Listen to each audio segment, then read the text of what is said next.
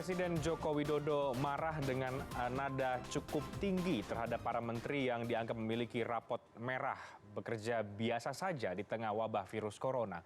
Kejengkelan Presiden berujung pada ancaman akan membubarkan lembaga dan melakukan reshuffle kabinet. Akankah Presiden Jokowi berani mengevaluasi atau bahkan mengganti menterinya di tengah pandemi seperti saat ini? Atau kocok ulang kabinet memang sudah wajib harus dilakukan jika melihat kinerja kabinet yang biasa saja padahal negara menghadapi ancaman di depan mata wabah virus corona yang berdampak kemana-mana. Kita akan bahas pada malam hari ini, Jokowi geram, menteri terancam. Judulnya seperti itu dengan 3 narasumber yang bergabung lewat luar studio. Saya akan sapa terlebih dahulu, ada Bang Ali Mokhtar Ngabalin, tenaga ahli utama dari kantor staf Presiden. Selamat malam, Bang Ali. Selamat malam. Baik. Dan juga ada Bang Mardhani Alisera, Ketua DPP PKS, tapi masih kami tunggu untuk bergabung, nanti akan bergabung bersama dengan kami. Sementara itu sudah ada Bang Adi Prayitno, Direktur Eksekutif Parameter Politik. Selamat malam Bang Adi Prayitno. Selamat malam, Reinhard. Selamat malam. Assalamualaikum warahmatullahi wabarakatuh. Waalaikumsalam, Bang Ali dan juga Bang Adi. Saya akan langsung ke Bang Ali Mokhtar Ngabalin. Bang Ali Ngabalin, hak prerogatif Presiden tentu untuk melakukan reshuffle kabinet jika benar-benar ada. Tapi melihat kemarahan Presiden yang agak jarang kita lihat ya, Presiden cukup vulgar, marah sampai mengatakan membubarkan lembaga atau reshuffle kabinetnya. Apa yang sebetulnya terjadi sih sebenarnya Bang Ali Mokhtar Ngabalin di istana, karena melihat ini tampaknya kok Presiden kecewa betul dengan para menterinya sendiri? Ya, dilihat substansi dari pernyataan-pernyataan Bapak Presiden, akan kita menarik satu makna yang paling terpenting itu adalah Presiden menghendaki bahwa dalam situasi pandemi seperti ini, jangan pernah kita menganggap situasinya biasa-biasa saja, tetapi kita sedang menghadapi pandemi yang luar biasa dan mengancam terhadap nyawa rakyat Indonesia, sehingga langkah-langkah yang harus dilakukan itu Bapak Presiden menggunakan istilah extraordinary. Kan kita tahu bahwa peraturan pemerintah pengganti Undang-Undang Nomor 1 diterbitkan itu kan dalam undang-undang kan dijelaskan bahwa Undang-Undang Dasar menjelaskan bahwa hak Presiden dalam memberikan penilaian subjektif terhadap sesuatu yang darurat, yang gawat. Jadi kalau sudah ada perpu seperti begitu dalam rangka kita tahu adalah refocusing anggaran pendapatan belanja negara, maka situasinya tidak boleh dianggap biasa-biasa. Makanya beliau menggunakan istilah kita harus punya jiwa yang sama, nafas yang sama dalam menghadapi situasi yang luar biasa ini. Sebagai seorang kepala negara dan sebagai seorang pemimpin, kepala pemerintahan, tentu upaya-upaya teguran-teguran seperti ini adalah sesuatu yang sangat layak untuk memberikan motivasi kepada anak buahnya untuk harus bisa bekerja lebih tegas, lebih keras dalam memberikan pelayanan kepada masyarakat dengan fokus, tidak boleh mengalihkan pikiran kemana-mana.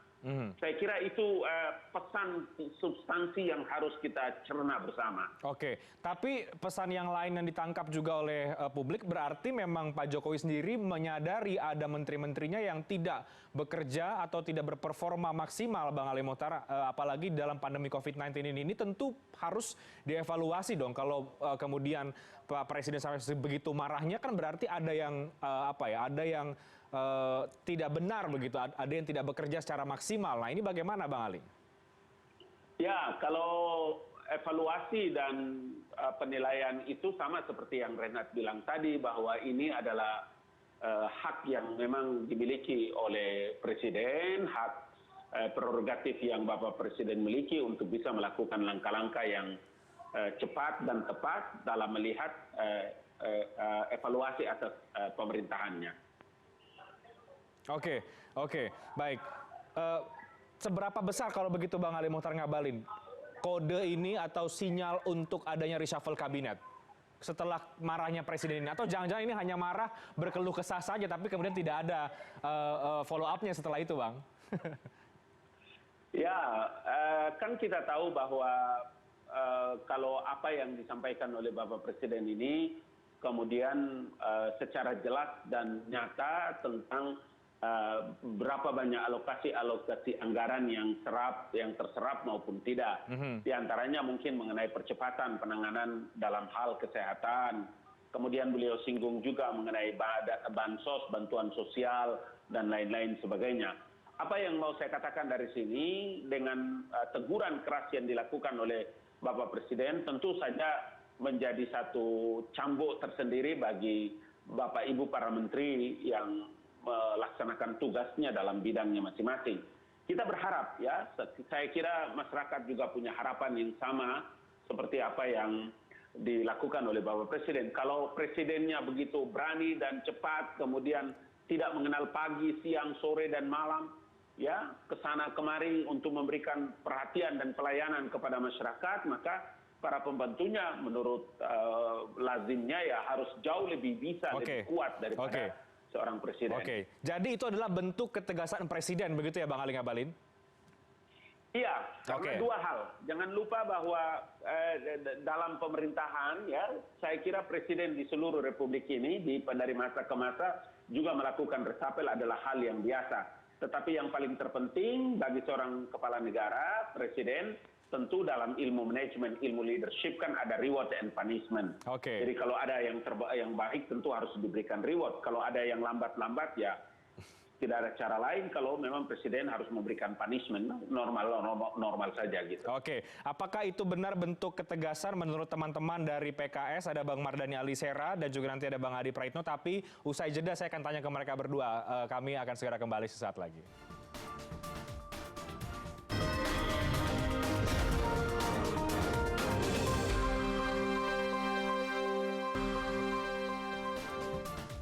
Baik, Anda kembali bersama kami di CNN Indonesia Newscast. Kita akan coba dengar lagi ya, seperti apa kemarahan Presiden Joko Widodo di hadapan para menterinya sampai-sampai kemudian membahas atau menyinggung soal reshuffle kabinet. Kita dengarkan berikut ini. Saya harus ngomong apa adanya, nggak ada progres yang signifikan, nggak ada.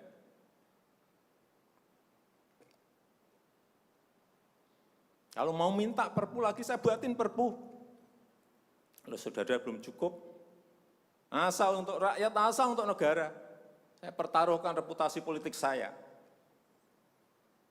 Sekali lagi, langkah-langkah extraordinary ini betul-betul harus kita lakukan. Dan saya membuka yang namanya langkah, entah langkah-langkah politik, entah langkah-langkah kepemerintahan akan saya buka.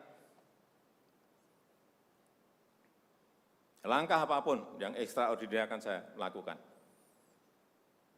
Untuk 267 juta rakyat kita, untuk negara. Bisa aja membubarkan lembaga,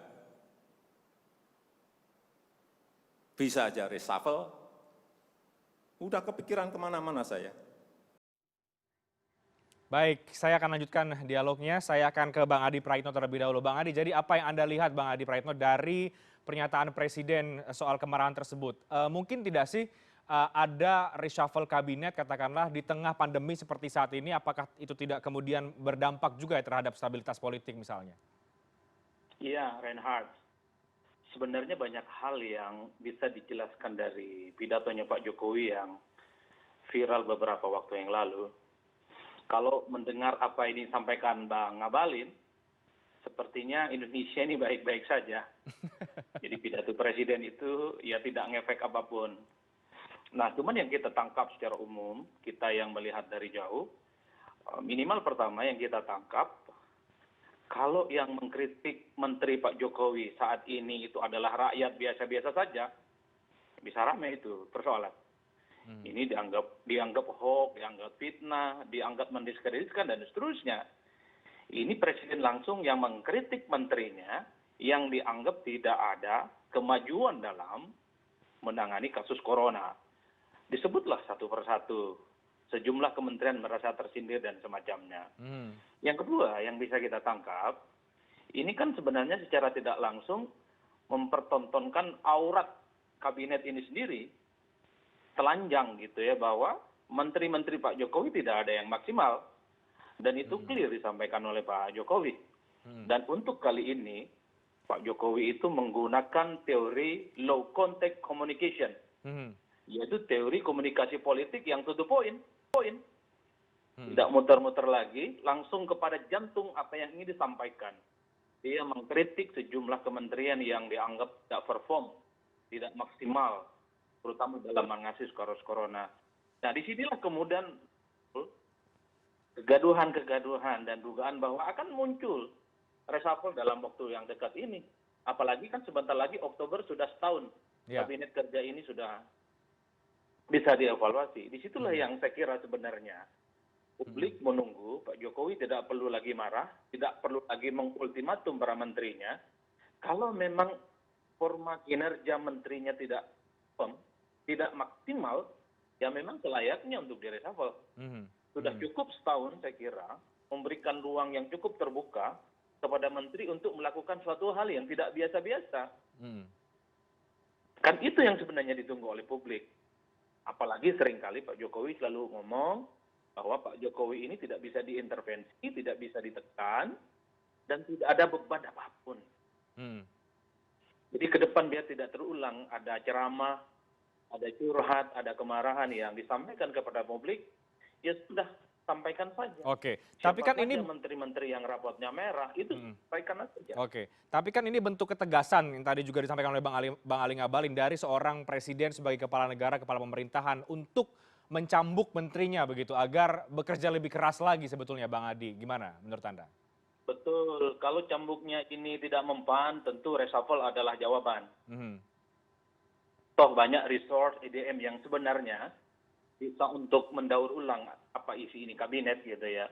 Dan ini juga peluang sebenarnya untuk menggandeng kelompok-kelompoknya Bang Mardhani Alisera atau kelompok-kelompok lain yang sebenarnya di luar kekuasaan. Biar selesai ini urusan barang gitu loh, Reinhard. Oke. Semuanya sudah selesai dan semacamnya. Oke, kita langsung ke Bang Mardhani Alisera. Bang Mardhani, selamat malam. Terima kasih Bang sudah bergabung bersama dengan kami. Langsung saja Bang Mardhani. Tampaknya sudah nggak sabar. Apa komentar Anda Bang terkait kemarahan Presiden ini? Apakah ini bentuk ketegasan atau apa? Insya Allah istiqomah di kami oposisi ya. Oke. Jadi monggo saja Pak Jokowi mau reshuffle, mau marah-marah, mau apa, itu haknya Pak Jokowi. Catatan kami 3 hal ya. Yang pertama, masa pandemi ini tidak ada waktu lagi buat pencitraan. Pidatonya tanggal 18, baru diumumkan tanggal 28, ada jeda 10 hari. Husnuzonnya, Pak Jokowi ngasih kesempatan kepada para menteri yang catatannya agak detail tuh. Mensos, Kemenkes, dan lain-lain ya. 10 hari sudah lewat. Lalu apa? Sehari di pemerintah pusat itu mahal. Hari di pemerintah pusat, 3 hari di pemerintah provinsi, bisa 10 hari kabupaten kota, kecamatan bisa 15 hari, ke desa bisa 20 hari, ke rakyat bisa sebulan.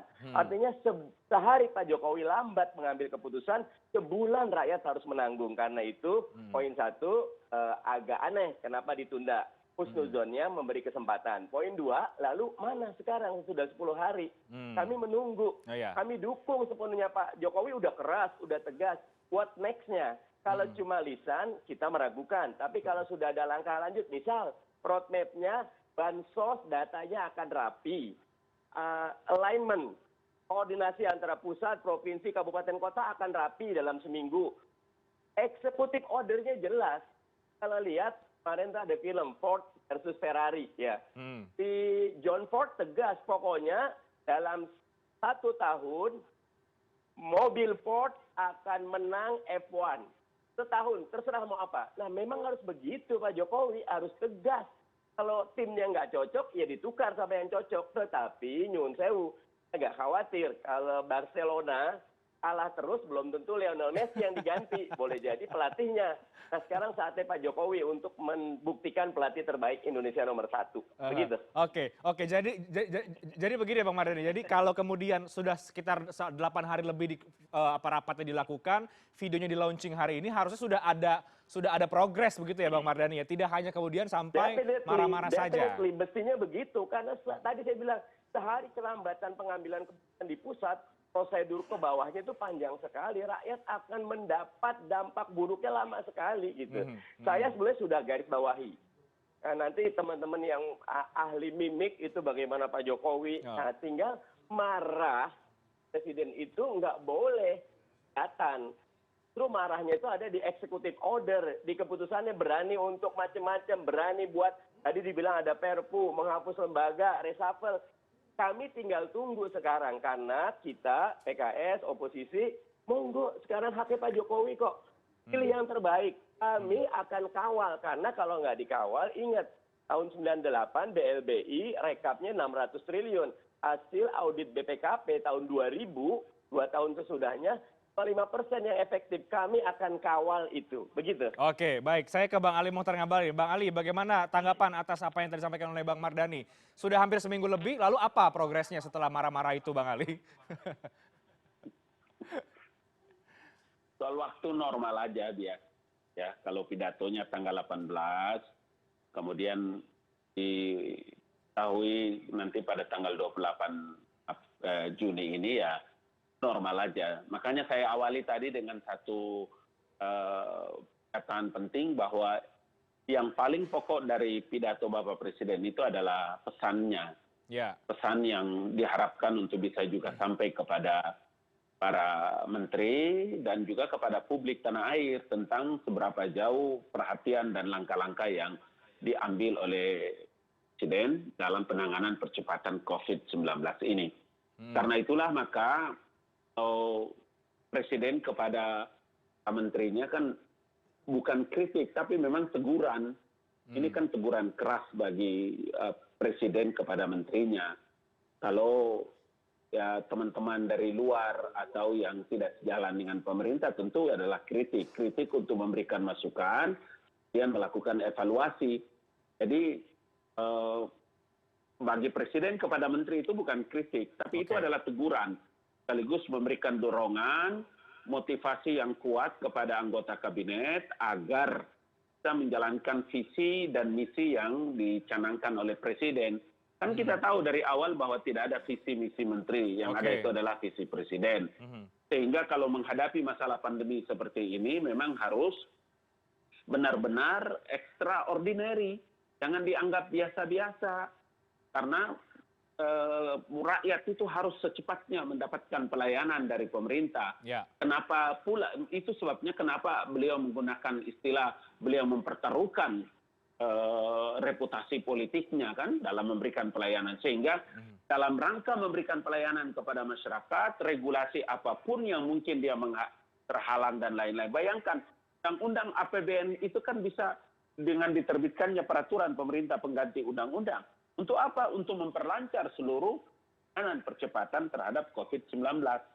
Kira-kira begitu pengertiannya. Jadi kita tidak membuat satu persepsi yang lari ke timur, barat, selatan, dan utara. Rakyat tambah bingung dari hasil dialog kita. Tapi begini Bang Ali Ngabalin, apa yang tadi dikatakan Bang Mardhani ya, agar tidak kemudian ini dicap sebagai hanya pencitraan. Nah setelah ini what next? Kan itu pertanyaannya Bang. Apakah memang akan ada reshuffle tadi itu, atau memang ada evaluasi internal, atau apa yang diambil Presiden? Iya, kalau pencitraan tentu tidak mungkin lagi bagi Presiden. Yang Presiden lakukan itu adalah sekarang ambil keputusan-keputusan yang tidak populer, meskipun itu tidak disetujui oleh orang banyak. Tapi kalau untuk memberikan pelayanan kepada masyarakat, tapi kalau untuk kebaikan rakyat, pun kebijakan itu tidak populer, pasti Presiden lakukan. Karena untuk apa lagi membuat pencitraan? Jadi semua tuduhan terkait dengan pencitraan dan lain-lain itu nggak mungkin. Karena Presiden kan cukup, ini periode terakhir. Periode yang harus beliau lakukan yang terbaik untuk memberikan pelayanan kepada rakyat yang beliau pimpin. Jadi saya kira, makanya tadi saya bilang, kita juga punya tanggung jawab. Saya, Adi Prayitno, Ustadz Ali Mardhani punya tugas hari ini, malam ini adalah memberikan pencerahan pada masyarakat terhadap pidato yang disampaikan oleh Bapak Presiden. Nah, lain dari situ tidak ada. Untuk supaya kalau di publik begini kan tidak ada oposisi, tidak ada dukungan semua. Semua adalah bekerja untuk kepentingan rakyat. Nah, supaya apalagi wakil rakyat ada di sini kan. Baik. Bapak sekalian, supaya lebih mencerahkan, saya ke Bang Mardhani lagi. Jadi menurut Anda, Bang Mardhani sebagai oposisi juga melihat dari luar, apakah memang sudah saatnya Presiden mengganti kabinetnya sendiri dalam waktu dekat, katakanlah apalagi di tengah COVID ini? Ya, sebetulnya kalau lihat durasi kan baru 6 bulan ya efektif ya, atau 6-7 bulan lah gitu loh. Kan kita Oktober terakhir, November, Desember. Nah, buat saya ini sebetulnya tidak ideal ketika quote and unquote dalam keadaan pandemi kayak gini, kita ada guncangan. Bagaimanapun reshuffle guncangan ya, karena yang diganti top eksekutif. Top eksekutif ini tentu akan beradaptasi baru, kemudian melihat baru, tetapi everything rise and fall on leadership. Misalnya naik turun karena kepemimpinan. Kalau Pak Jokowi dapat memilih calon pengganti yang punya leadership yang kuat, yang out of the box, yang berani mengatakan, nyun sewu Pak Jokowi, saya nggak bisa ketemu Pak Jokowi. Saya masih harus beresin urusan ini. Ini bahasanya kalau udah rata semua aja takut gitu. Semua izin, di DPR izin. Mestinya nyun sewu Pak Jokowi, nggak nyun sewu, kita nggak usah ketemu muka lah. Pokoknya Pak Jokowi minta apa saya. Sayang kalau ABS, asal Bapak senang di sekitar Pak Jokowi. Dan Pak Jokowi dia harus, nyun sewu, harus belajar untuk melihat mana pembantu-pembantu. Saya agak kaget ketika Bu Susi Pujiastuti nggak dipilih lagi gitu. Padahal ini nyun sewu punya banyak kelebihan gitu. Jadi bisa lihat banyak orang. Jadi choose the best leader in the crisis era. Insya Allah Jokowi akan banyak terbantu. Oke, baik. Nah, saya ingin lebih gamblang lagi Bang Mardhani dan juga mungkin Bang Adi Praetno bisa menjawab ini. Pos kementerian apa yang menurut Anda layak untuk dipertimbangkan oleh Presiden untuk segera diganti, apalagi kalau kita melihat dalam pandemi COVID seperti ini. Ini udah ketawa-ketawa Bang Mardhani, tapi dijawab nanti ya. Kita break terlebih dahulu.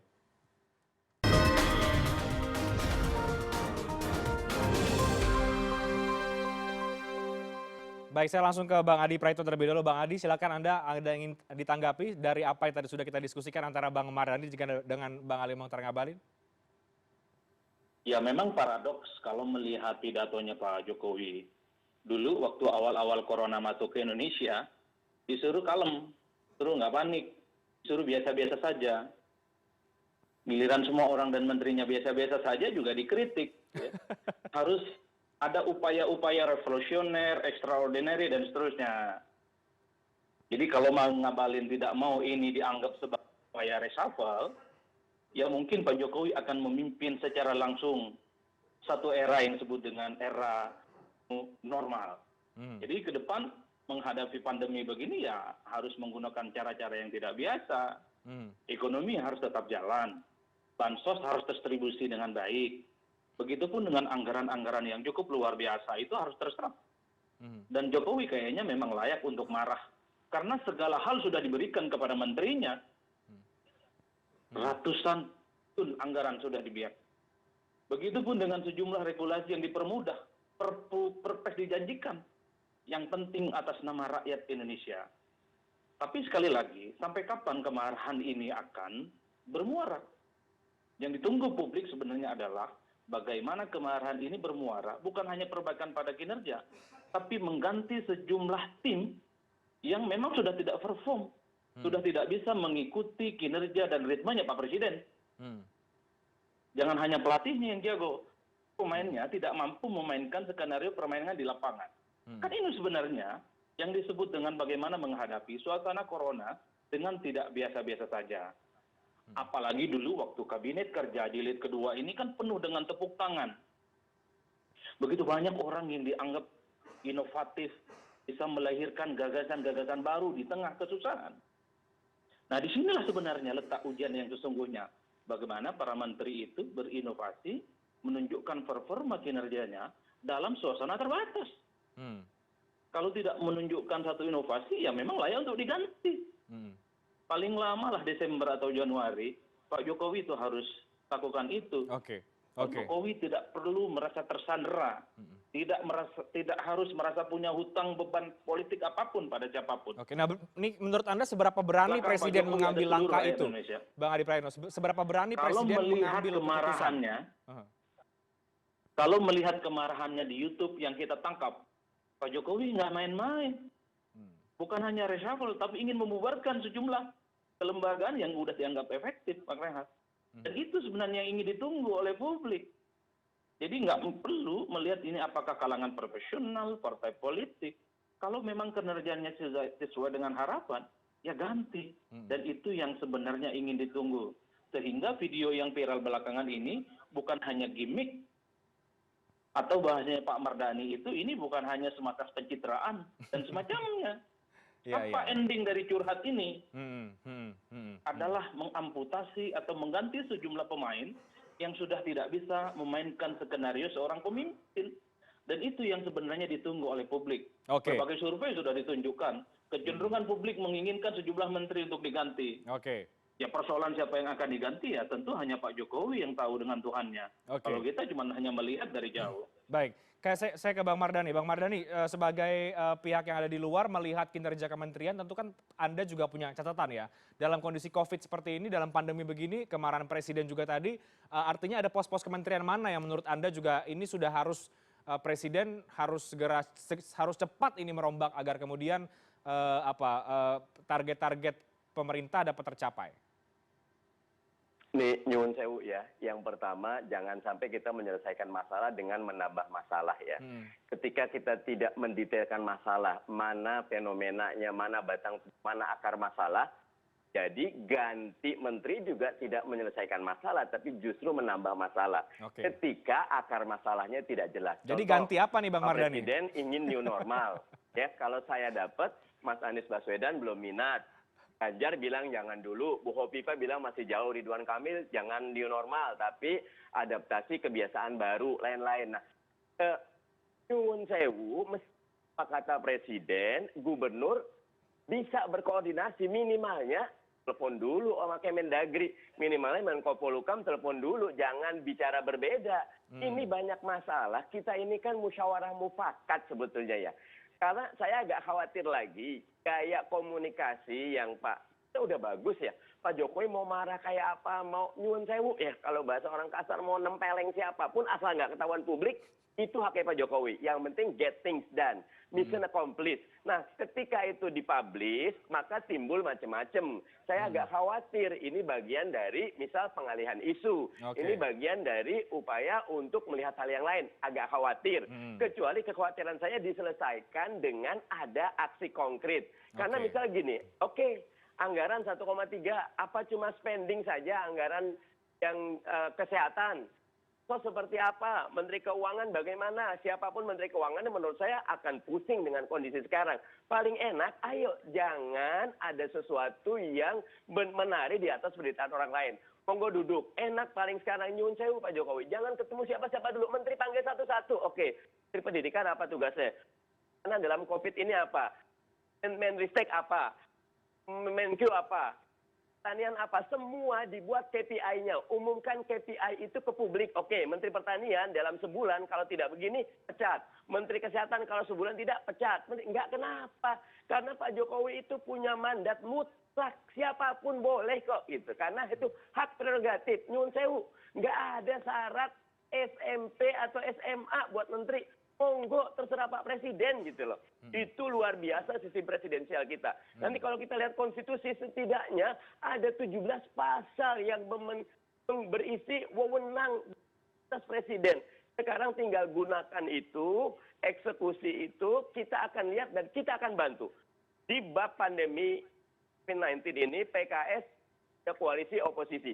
Tapi untuk good governance, stabilitas, untuk kita check and balance, kita tetap oposisi. Tapi dalam COVID-19, ini masalah kemanusiaan. Oke, tapi kan Bang Mardhani tentu untuk mengganti itu juga tidak semudah asal tunjuk atau memanggil gitu. Tentu kan ada pertimbangan-pertimbangan yang lain ya. Ada misalnya soal pertimbangan politik atau pertimbangan yang lain. Nah ini kan juga perlu dipertimbangkan sebetulnya Bang Mardhani. Jadi masalahnya apa dong kalau menurut Anda dari soal kemarahan Presiden ini? Ya, jadinya letupan emosi sesaat. Bukan sebuah kedewasaan kita bernegara. Oke, saya mau seperti ini, KPI-nya seperti ini, partai politik dipanggil. Ini kan udah 10 hari. Nah, ketua umum partai politik yang dipanggil, mana menteri yang dipanggil, mana message yang disampaikan ke publik. Tiba-tiba kayak petir di siang bolong. Saya kalau petir di siang bolong, nyuwun saya belum tentu ada hujan itu, begitu. Oke. Baik, silakan Bang Ali Muhtar Ngabalin, ada tanggapan dari Anda? Ya, kalau persepsi ini kan yang disampaikan oleh Ustadz Ali Mardhani, ini kan persepsi, pandangan dari partai yang berseberangan dengan pemerintah kan normal-normal saja. Paling tidak kan memberikan masukan dan evaluasi terkait dengan kebijakan-kebijakan yang dilakukan oleh pemerintah. Tapi yang tahu persis tentang masa depan pemerintahan, kemudian isi dalamnya apa yang dilakukan oleh Presiden terhadap pemerintahan dan kabinet ini kan cuma Presiden Joko Widodo yang tahu. Dan karena itu kalau apa-apa yang dilakukan oleh Presiden adalah tidak ada lain kecuali memang memberikan muatan-muatan yang lebih kuat terhadap langkah-langkah yang hendak dan akan dilakukan oleh para menteri. Dengan begitu maka kan kita tahu bahwa kalau tadi saya menyebutkan tentang Perpu, kemudian Presiden juga menyinggung kalau perlu harus ada menerbitkan Perpres dan lain-lain. Intinya itu adalah perintah regulasi, perintah undang-undang yang diberikan kepada Presiden. Jadi regulasi yang dipermudah, bukan juga melihat pandemi ini dari awal-awal kemudian kita berdiam diri dan lain-lain. Dan keliru bahwa Indonesia dalam sejarah Republik ini, pandemi ini yang baru pertama kali. Jadi wajar kalau memang orang semua, karena tidak ada, bukan saja Indonesia kan kita tahu itu di seluruh dunia. Seluruh dunia mengalami hal yang, tetapi syukur alhamdulillah karena Indonesia ini satu peradaban yang tinggi, kemudian gaya tentang paternalistik yang begitu kuat dan kental, sehingga anjuran-anjuran pemerintah juga bisa didengar dengan baik. Nah, terkait dengan pidato Bapak Presiden ini dari tanggal 18, kemudian nanti diumumkan tanggal 28 Juni, ini kan sebetulnya persoalan waktu. Tapi yang paling penting dari apa yang disampaikan Bapak Presiden ini kan adalah pesan dari orang tua kepada anak-anak, atau mungkin dari seorang kepala negara kepada bawahannya, ya, seorang kepala tahan kepada kabinetnya. Di poin inilah menurut saya bukan hal yang tidak perlu lagi sebetulnya kita perbincangkan, tetapi tanggung jawab sebagai seorang kepala negara tentu normal dan penting untuk memberikan motivasi yang kuat kepada para anggota kabinet. Oke. Ini kan saya ingin tekankan lagi bahwa kalau nanti Presiden melakukan langkah-langkah sesuai dengan regulasi yang diatur menjadi kewenangan Bapak Presiden, itu sah-sah saja. Di antaranya adalah melakukan evaluasi dan apel kabinetnya normal, diangkat dan diberhentikan oleh Presiden.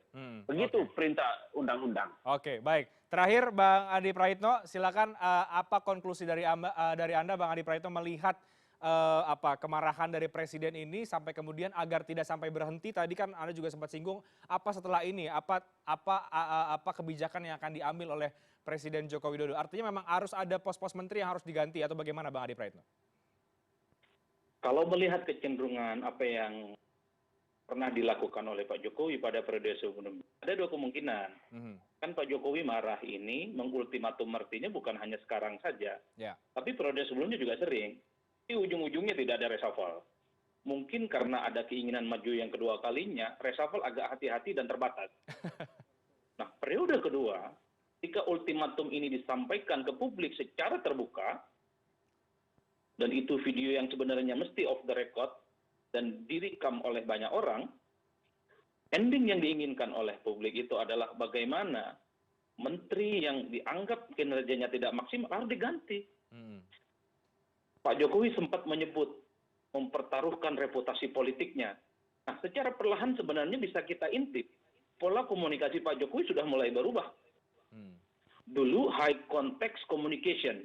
Jadi ketika ingin mengkritik menterinya, tidak to the point, tidak langsung, tidak menyebutkan nama dan sejumlah kementerian.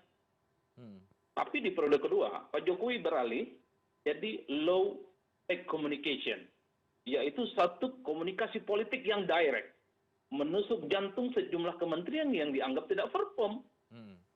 Nah, disinilah kemudian kita yang melihat dari jauh, kecenderungannya Pak Jokowi ini berani dan cukup terbuka untuk melakukan reshuffle minimal di akhir tahun. Dan siapapun yang direshuffle menteri itu, nah, Bang Ngabalin adalah salah satu nama yang layak menjadi menteri itu. Tak ada yang bisa meragukan kapasitas, kompetensi, loyalitas, dan semuanya. Bang Ngabalin, ini portofolio itu semua, apapun sisi menteri itu.